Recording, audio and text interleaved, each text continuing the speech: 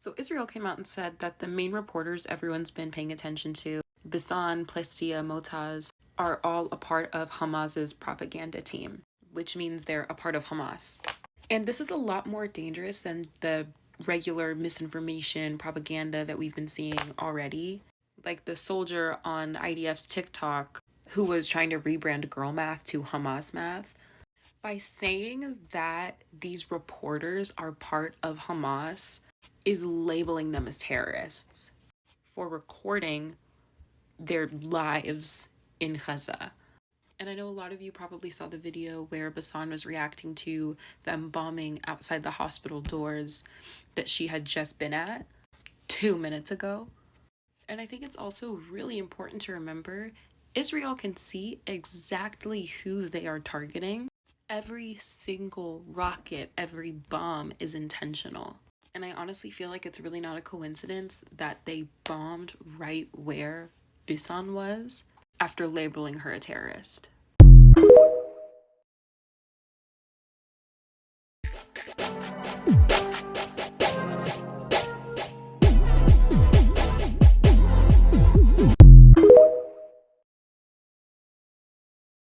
The coalition is morally bankrupt when it comes to Palestine, and Labour has shown itself to be heartless, gutless cowards. You are watching the massacre of thousands of Palestinians by Israel, and you are not condemning Israel. You refuse to call for an immediate ceasefire. Well, we are not going to sit here and watch you pat yourselves on the back for doing nothing. Weasel words are not going to stop war crimes. Today, we bring the people's protest into Parliament. Free, free Palestine! Thank you, Senator Faruqi. Minister Farrell, that was a statement, so... Order, order, Senator Hanson. Order, order. Senator Sheldon. Did you want to respond, Minister? Sorry.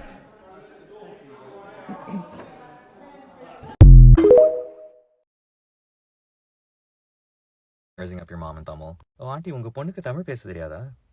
நான் கத்து கொடுக்கிறேன். எனக்கு கொஞ்சம் கத்துக்குறேன். I mean, yeah. That's cool, I guess.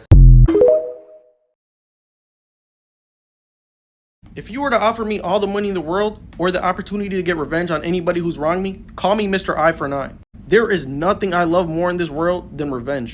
Like, I'm telling y'all, if I had erectile dysfunction, all I would have to do is slide on a knob. And I know that sounds crazy, so just peep game and lock in. My first post that went viral on this app was me talking about one of the worst things a black person can experience.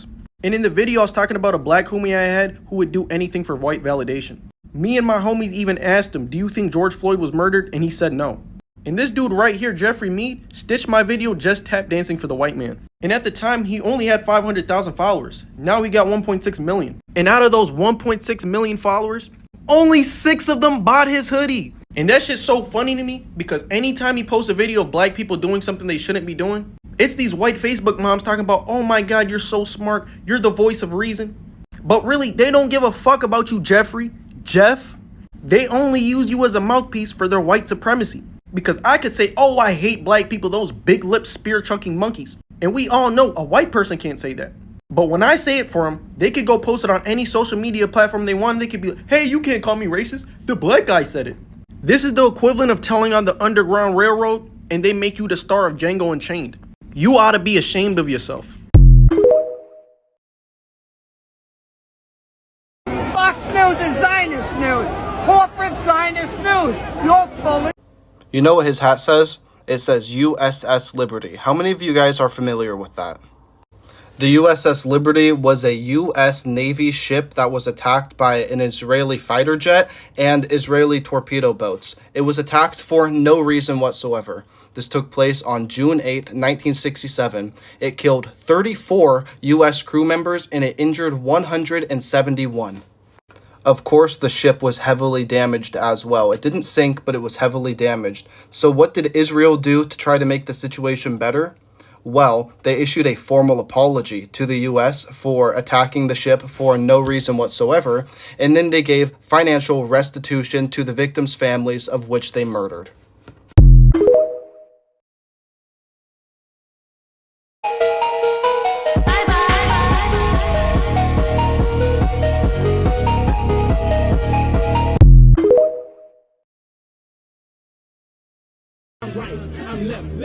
left, I'm right, I'm right, I'm left, I'm left, I'm right, I'm right, I'm left, I'm left, I'm right, I'm Cindy, the news is on. Another little white girl done fell down the well. 50 black people get their ass beat by police today, but the whole world gotta stop for one little whitey down the hole.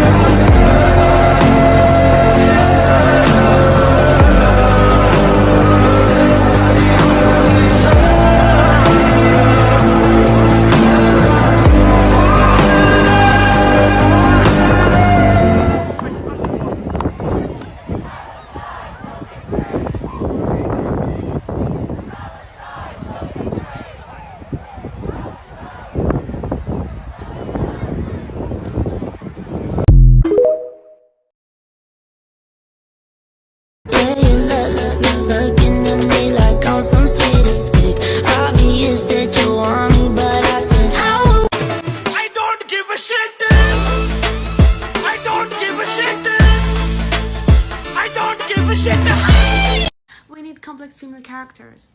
You guys couldn't handle Princess Bubblegum. Yes, I'm gonna add more to this list. Y'all couldn't handle Captain Marvel. You couldn't handle Pearl from Steven Universe. Y'all couldn't handle Katara. And y'all definitely couldn't handle Korra. I'm not sure if you guys know this or not, but right now people are boycotting Starbucks. And look at me, I'm a dark-skinned man with a do-rag. I was never gonna hurt their pockets by boycotting. So today I was thinking, how could I get in the way of Starbucks and their money? And I came up with a great idea. But I'm gonna need y'all to peep game and lock in and make sure y'all don't do what I did. I'm not encouraging it. But this morning I got on Google and looked up Starbucks busiest hours and it said 9 a.m. and 2 p.m. So I got to Starbucks at about like 1:52ish and that bitch was up. Line was basically out the door and shit. So I'm in line and it took like 2-3 minutes for me to get up to the register. And when I got up there, the Starbucks bartender or whatever y'all call them, she asked me for my name. I said, my name's Hubert. And then she's like, what can I get for you? So I just told her, give me 1 second and started looking at the menu. And I was just there to waste their time. So I didn't say shit to her until she said shit to me. And I wasted a good minute, maybe a minute and a half. And I heard people started leaving behind me. So then the Starbucks worker asked if I could step aside so she could take the person behind me. I was like, yeah, sure, no problem. Stepped aside. She took his order and I went right back to where I was. And then she asked me, do you know what you want now? And I'm like, yeah, just 1 more second. Looked up at the menu and then she told me I need to leave or they were going to call the cops. And I was like, whoa, no need to use the P slur. I'm on my way out. So I got out the store, went in my car and slid through the drive-thru. And when I got to the place where you order, I asked if I could get a small vanilla bean. She asked me if that was it. I said, yeah. She told me to pull up to the next window and I put that shit in park. And I would say I stood there for a good minute, maybe 2. And then the same bitch who said she was going to call the cops on me peeked her head out the window and I sped off.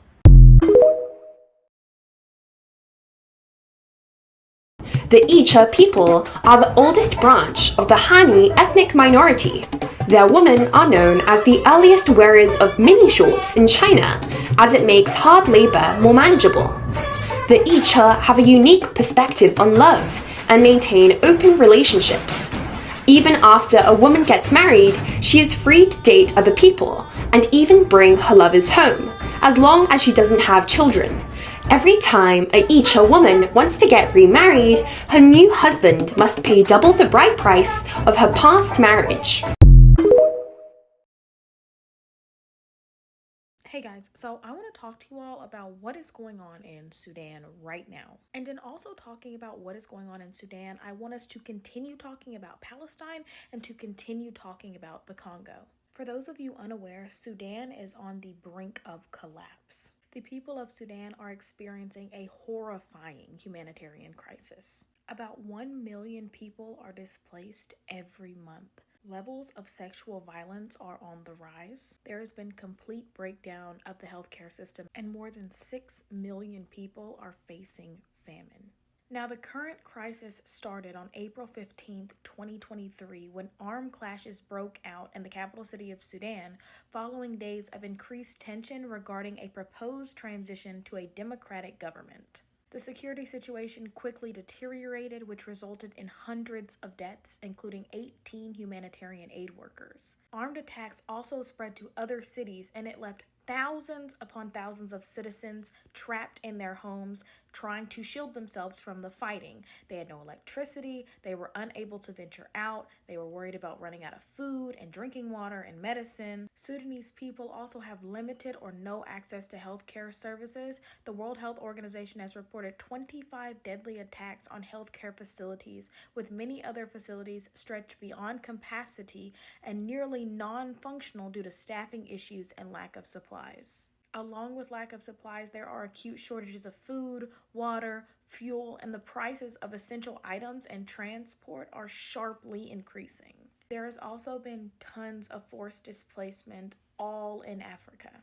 And all of this is stacked on top of the fact that many people in Sudan were already facing hunger daily as a result of climate shocks, rising food prices, and just general political unrest. Not to mention that this conflict has worsened conditions for children. Sudan had one of the highest malnutrition rates among children worldwide even before this conflict started. Over 3 million children are facing severe acute malnutrition. Back in May, the United States and Saudi Arabia were supposed to be mediating for some type of negotiation with warring factions, but ultimately that ended because they both ultimately accused each other of violating some type of humanitarian ceasefire. And despite the fact that people are being displaced, children are dying, like Sudanese people are literally experiencing a genocide, I don't think the United States and Saudi Arabia have tried negotiating or mediating. I don't know if anyone has, so.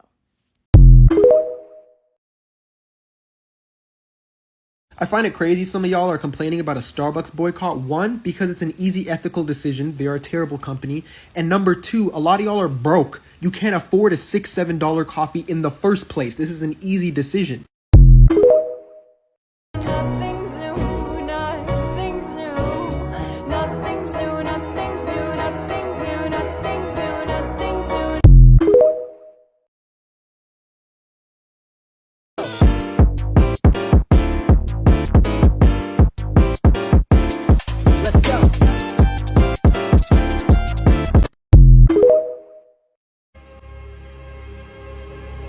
Let him cook. Let him cook now. Let him cook. I said let him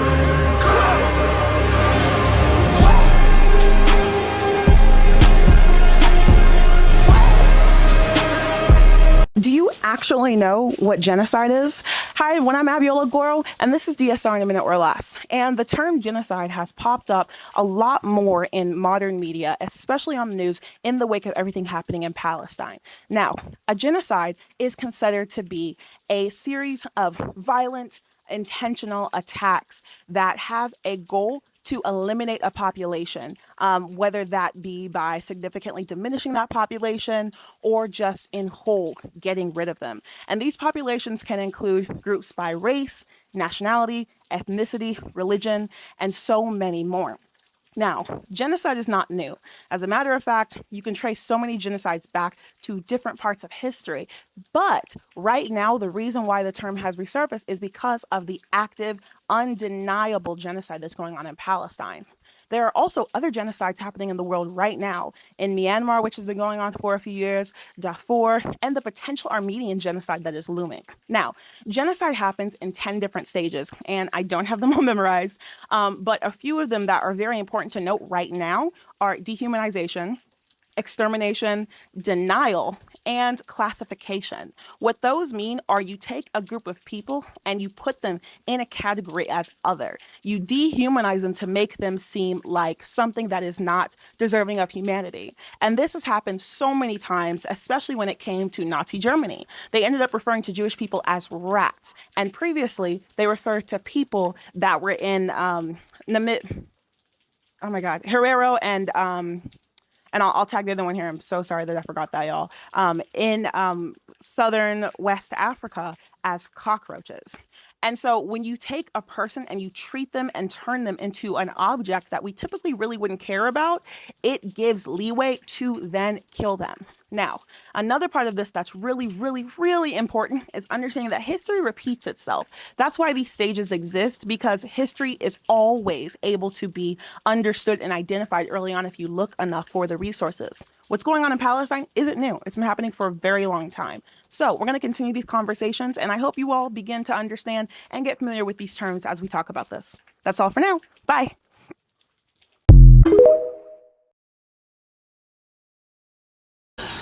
This comment says Palestinians are Hamas. They voted them into power. Residents know missiles are being stored in their hood, fired from their neighborhoods.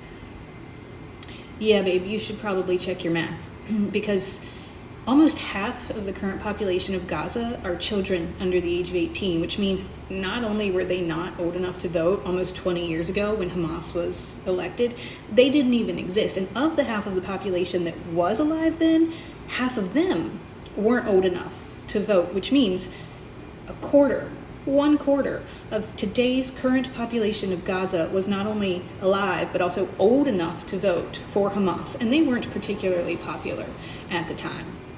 Palestinians are not Hamas. Gazans are not Hamas. They are civilians who are being murdered for refusing to give up their land to illegal colonizing occupiers. Learn some fucking history and stop talking out of your ass.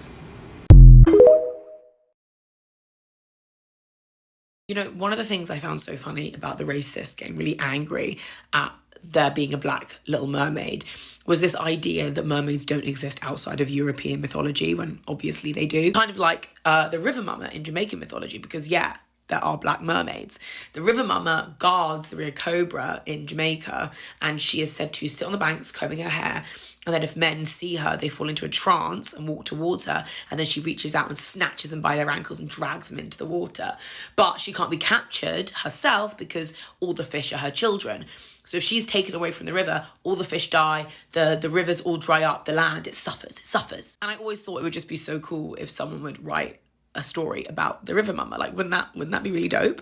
And also, thinking about the River Mama and like Caribbean mermaid sea mythos, if we could actually have some pirates from the Caribbean that are actually from the Caribbean who are actually like black, because for some reason, pirate stories tend to happen in the Caribbean and then like exclude people of colour. It's kind of wild. And there are so many good stories from that time period in that kind of a setting, like the Pirate Republic in the Bahamas, which was an island where, yeah, pirates lived free of empire. There's a lot of evidence of enslaved peoples coming to the Pirate Republic and living as free men and women. Wouldn't that be kind of dope? A piratey story and a mermaid story, but with black people, inspired by the Pirate Republic and the River Mama story, but the pirates are vicious and deadly and bloodthirsty, but also have like a kind of honor. You know, they want to be free of empire and they want to create a republic where people are equal. Kind of like One Piece inspired. Like One Piece meets Little Mermaid, but like make it black. Like, wouldn't that be really cool? And if it was also like a romantasy with like yearning and kissing, and wouldn't it be really cool if it was called The Map That Led to You and was out next April? Wouldn't that be awesome? Sick and tired of bitches acting like they wanna know me. Friendly ain't no phony, try to check me, it's a warning. Let's go! My life is the crown, and yours is politics, and I will not trade one prison for another. I'm sorry that I looked at Mrs. Riley and lightly grazed her left tit, all right? If you guys can move back in front, if you can, please. Let me go.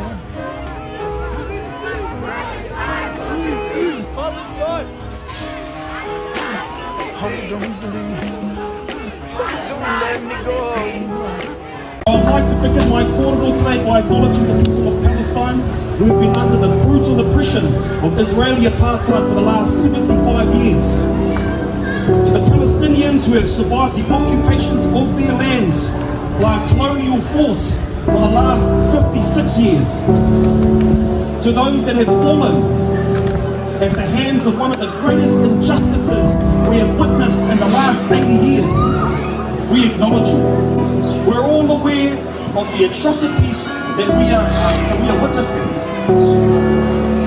We know that there's churches being bombed. We know that there's mosques being bombed. We know there are hospitals being bombed. We know that journalists are being killed. Paramedics are being killed. The families of doctors are being killed. This is a genocide. The manipulative narrative from the Zionist regime and the Western propaganda media machine would have you all believe that it is a call for the eradication of Jews in Israel, which couldn't be further from the truth. Free Palestine is calling for the liberation of the Palestinians from the colonial grip of its oppressors. It calls for ending apartheid, establishing communal ownership over land. It means giving back political and economic autonomy to indigenous peoples.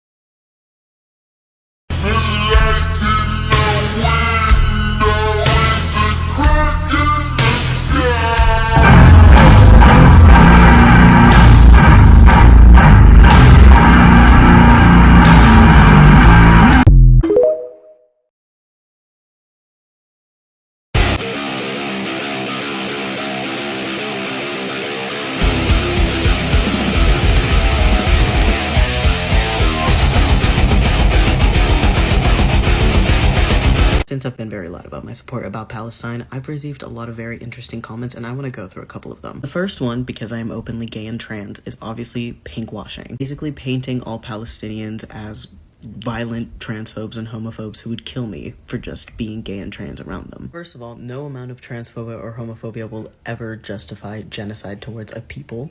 Second off, transphobia and homophobia are offsets of colonialism, which is exactly what Israel is doing, and has been doing, and expressed doing. Zionism started in the 1890s as a colonial project. Look it up. Third of all, queer Palestinians exist, and Palestinian people are not a monolith. The other comment that I've been getting is that I'm not educated enough on the subject. First of all, I want to start off by saying that the politics of Palestine and Israel are very deep, and there's a lot of research out there on it. I think because of the way that my content is and the fact that I don't talk about this a lot of people think that I'm completely uneducated in this or don't know what my major is or my background. I'm Dominican born and raised, I have Salvadorian family, and I'm an international studies major with a concentration on refugee studies and humanitarian law. So I do know a little bit about international law and refugees. I also know a lot about settler colonialism and its effects. I've posted a bunch of resources on my page, as well as like the Palestine Academy and just looking up books about Palestinian resistance and Palestinian history. Here's a couple that I recommend, but don't take my word for it. Look for Palestinian authors and Palestinian history books.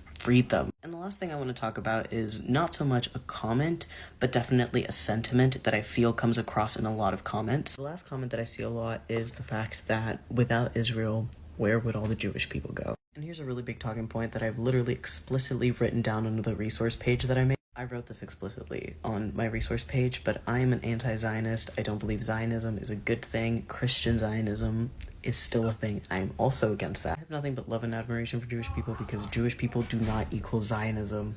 That's not the same thing. Some of the biggest supporters of Zionism, like Joe Biden, use Zionism as a scapegoat to have a foothold in the MENA region and to exploit Jewish trauma. Also, a convenient excuse to other Jewish people and send them off to a different country. Those are just some comments I wanted to address. Also, I am not a main news source. I am simply providing a lot of context from my area of expertise and providing context from my Dominican and Salvadorian heritage to connect our struggle. Please go check out some Palestinian content creators. I'll tag a couple in the bottom. Please go check out news sources that talk about Palestine in a humanizing way. Please do not feed into the anti-Semitism that I see growing. Please do not feed into the Islamophobia that I see growing and anti-Palestinian sentiment. Please call your representatives. Please figure out ways to help. There absolutely are ways to help, and usspeakpr.org is a great way to start. It's the United States Campaign for Palestinian Rights. Please stay informed. Please stay kind. Thank you.